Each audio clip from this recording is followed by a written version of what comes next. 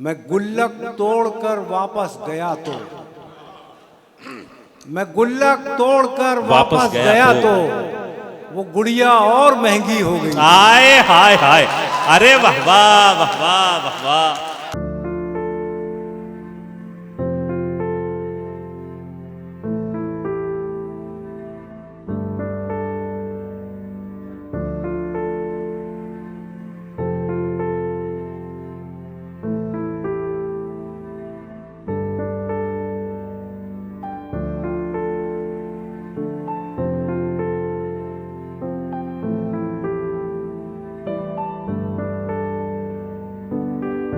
आपको पता है कि मुझे इस वक्त किसे आवाज देनी है।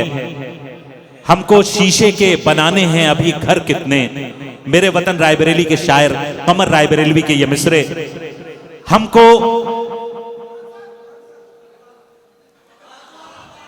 हमको शीशे के बनाने हैं अभी घर कितने, जाने अहबाब के हाथों में है पत्थर कितने। हमको शीशे के बनाने हैं अभी घर कितने, जाने अहबाब के हाथों में है पत्थर कितने। मैं तो शायर हूं, मेरी बात कहां मानोगे, तुमने झुठला दिए दुनिया में पैगंबर कितने।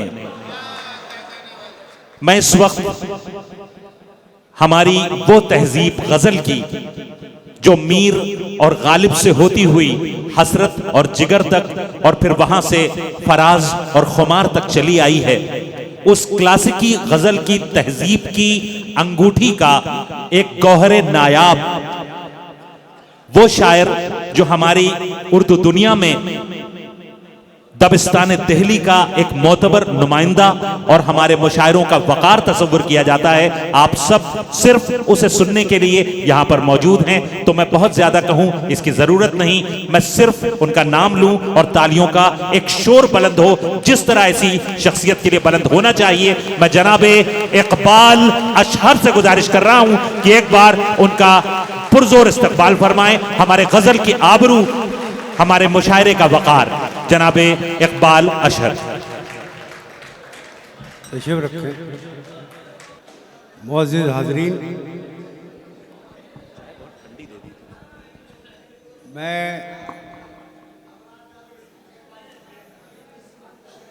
ये बात बहुत जिम्मेदारी के साथ कह रहा हूँ कि मुशायरों का जो डिजिटल दौर है, जिसकी शुरुआत दुबई से हुई थी 2012 में, कुछ बातें ऐसी हैं मेरे बच्चों के घर जाके भी कर लिया करते हैं, रास्ते में भी हो सकती हैं, लेकिन हम थोड़ी देर में आपके शहर से रुखसत हो जाएंगे।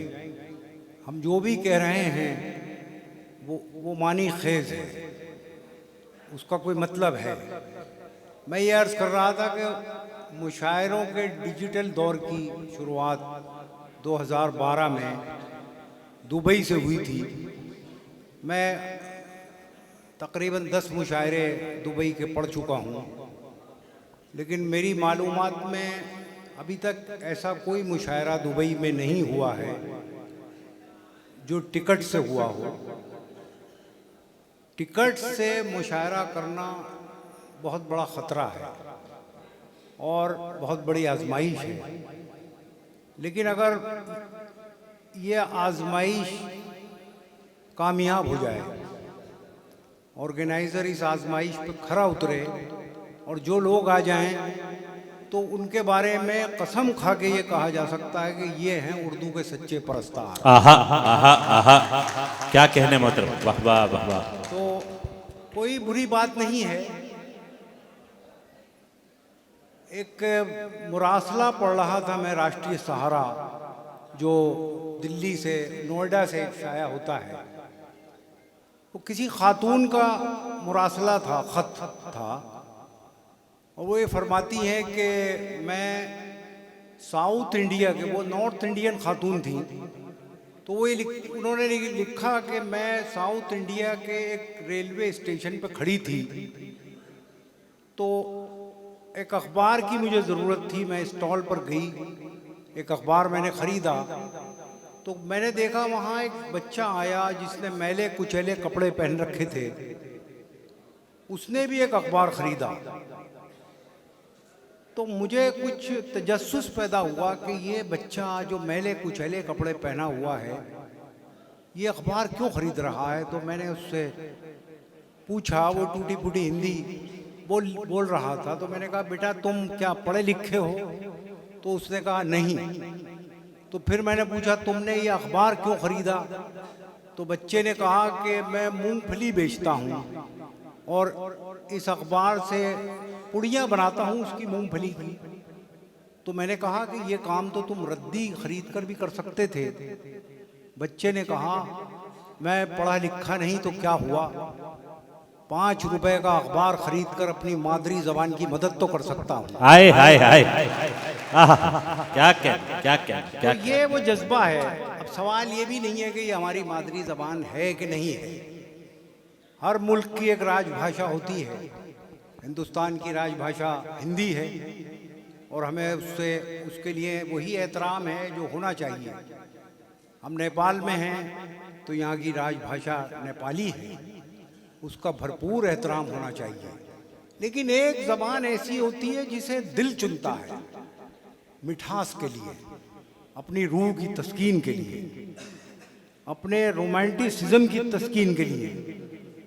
जैसे कहा जाता है कि यूरोप में फ्रेंच लैंग्वेज जो है वो सबसे रोमांटिक लैंग्वेज है और सबसे ज़्यादा जो रोमांटिक लोग हैं दुनिया में वो फ्रेंच लैंग्वेज और फ्रेंच लिटरेचर पसंद करते हैं। मैं समझता हूँ फ्रेंच को अगर इसमें से माइनस कर दिया जाए तो दुनिया की सबसे रोमांटिक ज़बान का नाम उर्दू है, जिसे इसकी पुरजोरता क्या उर्दू की खासियत यह है कि इसे दिल सुनता है और दिल ही इसे बोलता है। मैं उर्दू फाउंडेशन नेपाल को इसलिए भी मुबारकबाद दूंगा कि सरकारी सतह पर मुमकिन है कि उर्दू के तहफ़्फ़ुज़ के लिए एकेडमियाँ या संस्थान आगे ना आए उस तरह जिस तरह आना चाहिए उन्हें।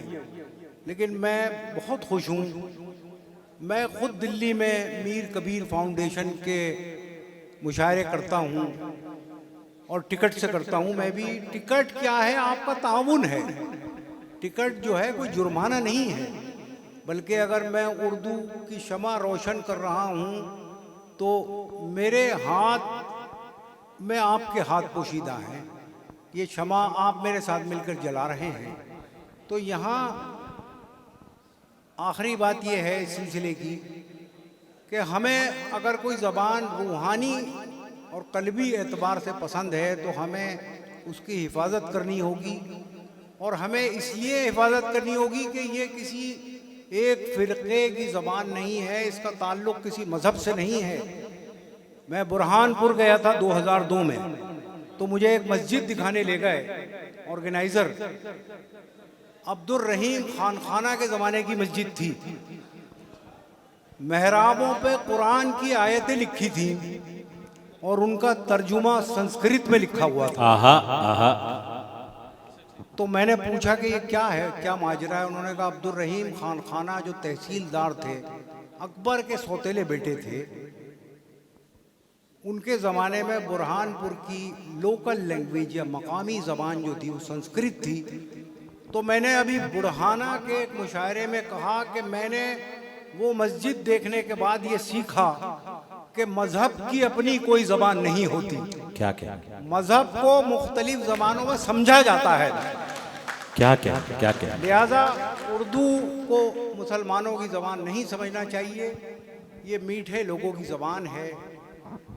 जो लोग नर्म रवि पसंद करते हैं, आहिस्तगी और शाइस्तगी पसंद करते हैं, ये उनकी ज़बान है। बहरहाल उर्दू नेपाल को मुबारकबाद, सहर महमूद को मुबारकबाद, और इनसे ज़्यादा मुबारकबाद आपको कि आप इनकी आवाज़ पर आपने लब्बैक कही। बेशक आप सब मुबारकबाद के मुस्तहिक़ हैं। जिंदाबाद। बहुत बड़ी बात है। मुझे लग नहीं रहा कि मैं हिंदुस्तान से बाहर हूँ। मुझे ऐसा ही लग रहा है कि मैं नई दिल्ली में या अमरोहा में या लखनऊ में कोई मुशायरा पढ़ रहा हूँ। इस कदर हम आहंगी है तहजीबी। बहरहाल कुछ शेर सुनाता हूँ मैं, मुलाज़ा फरमाएं।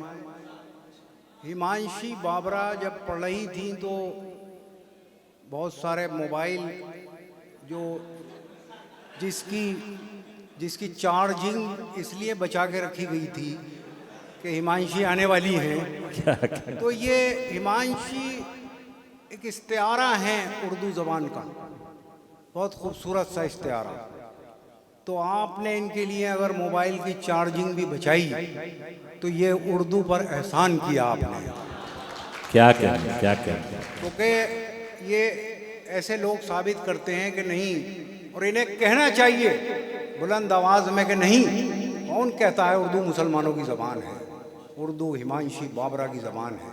क्या कहें, क्या कहें, क्या कहें। उर्दू जगन्नाथ आज़ाद की ज़बान है। इकबाल, जिसे कहा जाता है कि मुसलमानों का शायर था, एक कम्युनिटी का शायर था। मुझसे आलोक श्रीवास्तव एक सवाल कर रहे थे एक इंटरव्यू के दौरान। उन्होंने कहा जाता है कि उर्दू मुसलमानों की ज़बान है।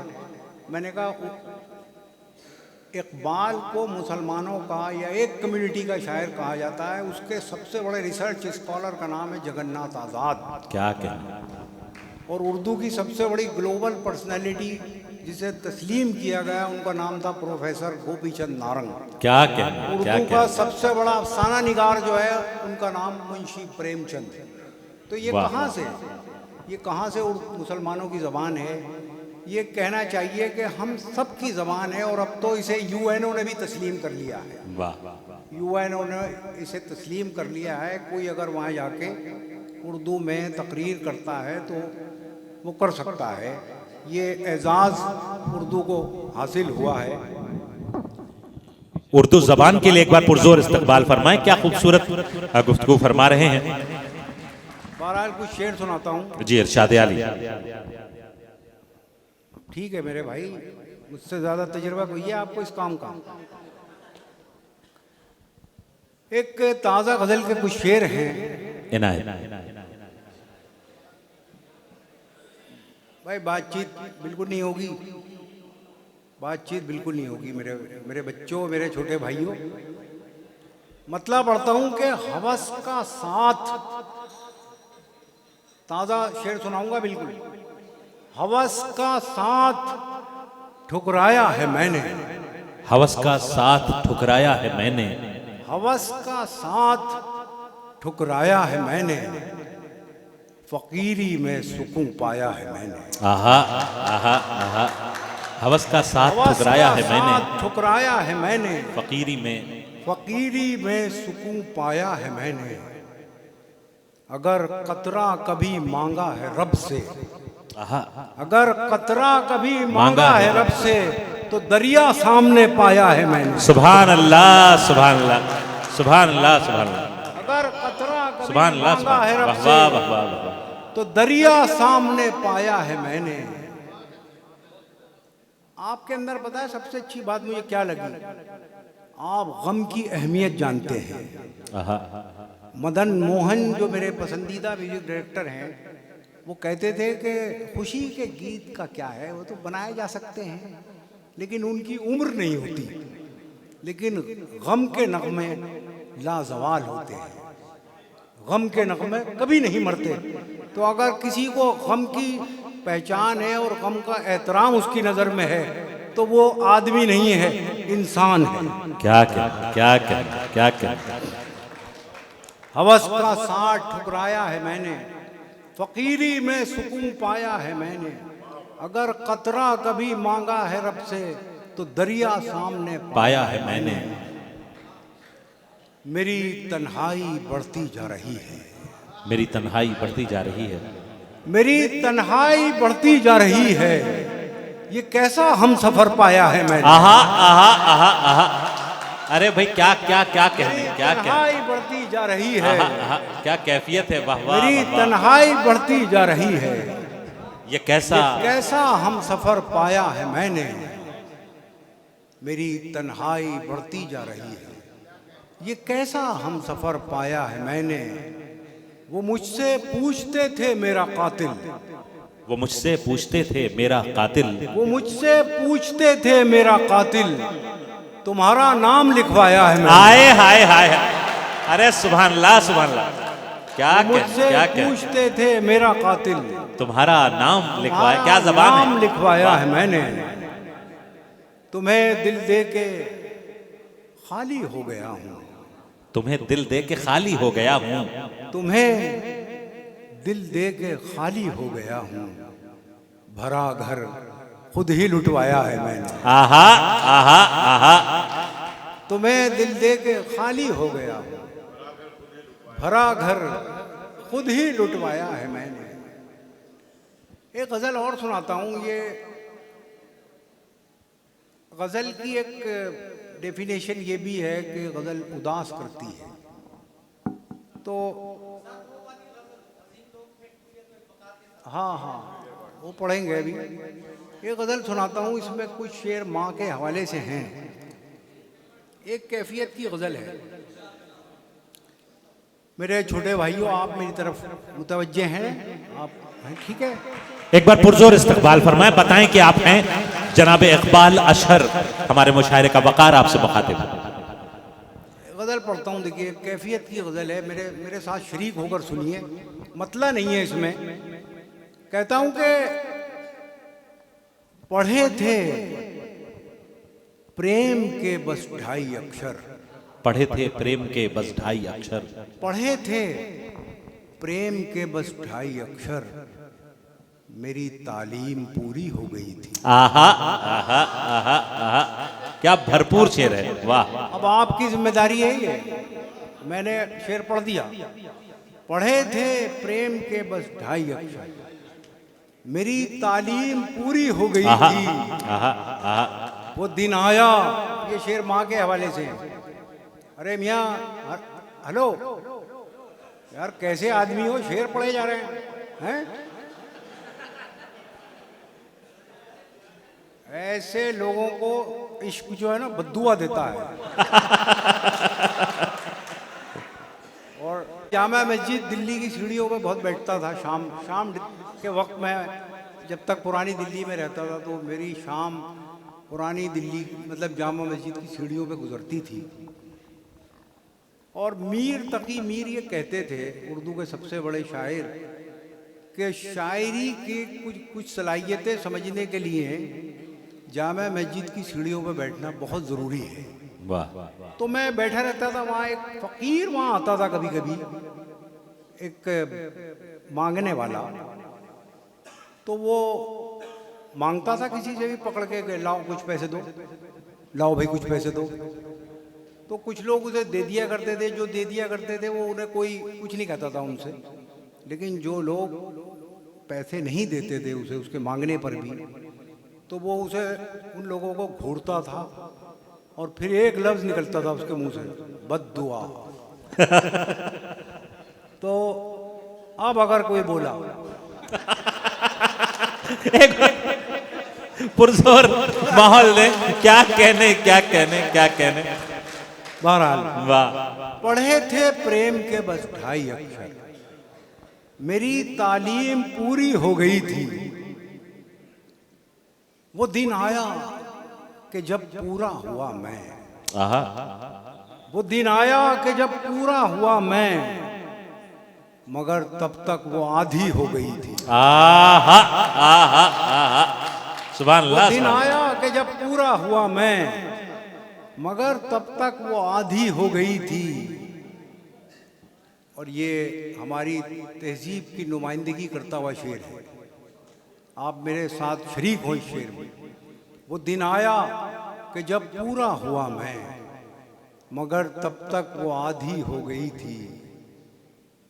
मैं नीचा हो गया अपनी नज़र में, मैं नीचा हो गया अपनी नजर में, मैं नीचा हो गया अपनी नज़र में, मेरी आवाज़ ऊंची हो गई थी। आहा आहा आहा। मैं नीचा हो गया अपनी नज़र में, मेरी आवाज़ ऊंची हो गई थी। खुली ही रह गईं आखिर वो आंखें, खुली ही रह गईं आखिर वो आंखें, खुली ही रह गईं आखिर वो आंखें, मेरे आने में देरी हो गई थी। क्या कहने क्या कहने क्या कहने। खुली ही रह गईं आखिर वो आंखें, मेरे आने में देरी हो गई थी। और ये बचपन के हवाले से शेर है। खुली ही रह गई आखिर वो आंखें, मेरे आने में देरी हो गई थी। मैं गुल्लक तोड़कर वापस गया तो, मैं गुल्लक तोड़कर वापस गया तो वो गुड़िया और महंगी हो गई। हाय हाय हाय, अरे वाह वाह वाह वाह वाह वाह। मैं गुल्लक तोड़कर वापस गया तो, मैं गुल्लक तोड़कर वापस गया तो वो गुड़िया और महंगी हो गई थी। बहुत शुक्रिया। कुछ तरन्नुम से सुन लीजिए। मुलाज़ा फरमाए, मुशायरा तो हो चुका, बहुत कामयाब मुशायरा हुआ यकीनन। मुलाज़ा फरमाए गज़ल के कुछ शेर। इसी बहाने मेरे आस पास रहने लगे, इसी बहाने मेरे आसपास रहने लगे, इसी बहाने मेरे आस पास रहने लगे। मैं चाहता हूँ कि तू भी उदास रहने क्या कहने, क्या कहने। इसी बहाने मेरे आसपास रहने लगे। मैं चाहता हूँ कि तू भी, मैं चाहता हूँ कि तू भी उदास रहने लगे। थोड़ी देर लगी लेकिन समझ में आया। बहुत। देखिए, जो लोग इश्क करना चाहते हैं या इश्क कर बैठते हैं, वो ऐसे लोग नहीं होते जो यहाँ हंस रहे हैं खड़े हुए, वहाँ हंस रहे हैं खड़े हुए। उदास लोग होते हैं। उदास लोगों के लिए बना है इश्क। मैं चाहता हूँ कि तू भी उदास रहने लगे। कभी कभी की उदासी भली लगी ऐसी कि हम दीवाने मुसलसल उदास रहने। क्या कहने, क्या कहने। कभी कभी की उदासी भली लगी। देखिए, काफिया एक ही है मेरे पास, यही काफिया बार बार दोहराऊंगा और हर बार एक नया मंजर बनेगा। मजा लीजिए, मेरे साथ सफर कीजिए। कि उधर छिड़ गई है कॉन्फ्रेंस के पीछे। हाँ यार देखो, एक बात याद रखो, मुशायरे में कभी नहारी खा के ना आया करो। मैं अपना ही तजुर्बा बता रहा हूँ सिर्फ। कि हम दीवाने मुसलसल उदास रहने लगे। और यूं समझ लीजिए, मैं नेपाल आया तो सिर्फ ये शेर सुनाने आया। ये शेर मुझे इतना अजीज है। अजीम लोग थे टूटे तो एक वकार के साथ। अजीम लोग थे, अजीम लोग थे टूटे तो एक वकार के साथ। किसी से कुछ न कहा, बस उदास रहने लगे। आहा आहा आहा। भाई सुभान अल्लाह, सुभान अल्लाह, सुभान अल्लाह, सुभान अल्लाह, सुभान अल्लाह, सुभान अल्लाह। सर क्या कहने, वाह वाह वाह वाह। तो एक वकार, अजीम लोग थे टूटे तो एक वकार के साथ। किसी से कुछ न कहा, बस उदास रहने लगे। सुभान अल्लाह, सुभान अल्लाह। तबस्सुम एक लफ्ज़ है, जानते हैं ना, मुस्कुराहट, तबस्सुम। तुझे हमारा तबस्सुम उदास करता था। तुझे हमारा तबस्सुम उदास करता था। तेरी खुशी के लिए हम उदास रहे। क्या कहने, क्या कहने। वाह वाह वाह वाह। तेरी खुशी के लिए जिंदाबाद जिंदाबाद। सर क्या क्या शेर हो रहे हैं, वाह वाह। उदास रहने लगे। शायरी हो रही है, वाह वाह। उदासी एक इबादत है इश्क मजहब की। आहा, उदासी एक इबादत है इश्क मजहब की। उदासी एक इबादत है इश्क मजहब की, वो कामयाब हुए जो उदास रहने लगे। क्या कहना, क्या कहना, क्या कहना। बहुत शुक्रिया। उदासी एक इबादत है। आपने बड़ी संजीदगी से गज़ल समाप्त की, बहुत शुक्रगुजार हूँ आपका। आखिर में मैं अजीब-ओ-गरीब काम करने जा रहा हूँ कि एक नज़्म पर मैं अपना कलाम ख़त्म करूँगा। ये हम शायरों की तरफ से नेपाल के लिए एक पैगाम होगा। वाह। मैं अमेरिका गया था 2011 में पहली बार, तो वो मुझे घुमाने ले गए। एक दिन मुशायरा नहीं था वो, तो उन्होंने मुझे सबसे पहले वृद्धाश्रम दिखाया। आए हाय। तो वहाँ मैंने देखा कुछ बुजुर्ग लोग बैठे थे। ये मंजर अजीब था मेरे लिए, और ये मेरे सब कॉन्शियस में फीड हो गया, और वो नज़्म धीरे धीरे मेरे अंदर पलने लगी और मैं कह पाया। तो ये यकीन मानिए कि हम सब शायरों की तरफ से नेपाल के लिए एक तोहफा है मेरी तरफ से ये नज़्म। इरशाद आली फरमाएं। इरशाद आली। आप दाद दें न दें, लेकिन बातचीत न करें और खामोशी से ये नज़्म सुन लें तो मैं सुने हजरात, नज़्म सुने।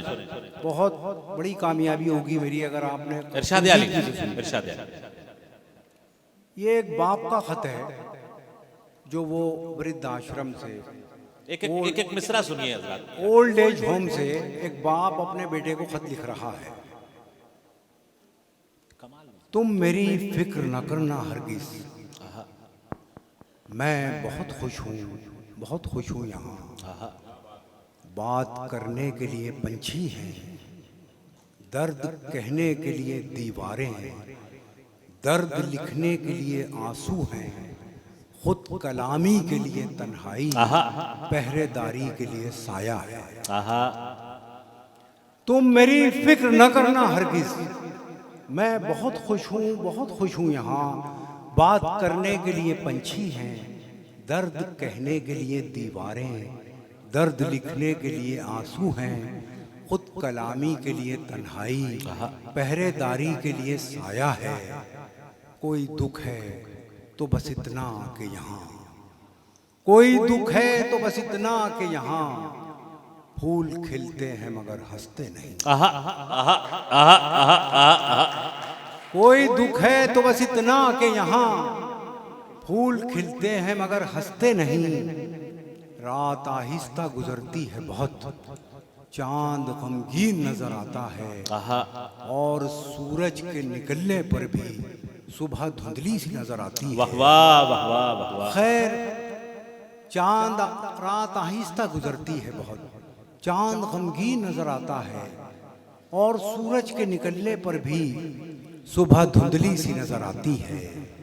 खैर, ये रूह के आज़ार हैं सब, जिस्म को कोई भी आज़ार नहीं।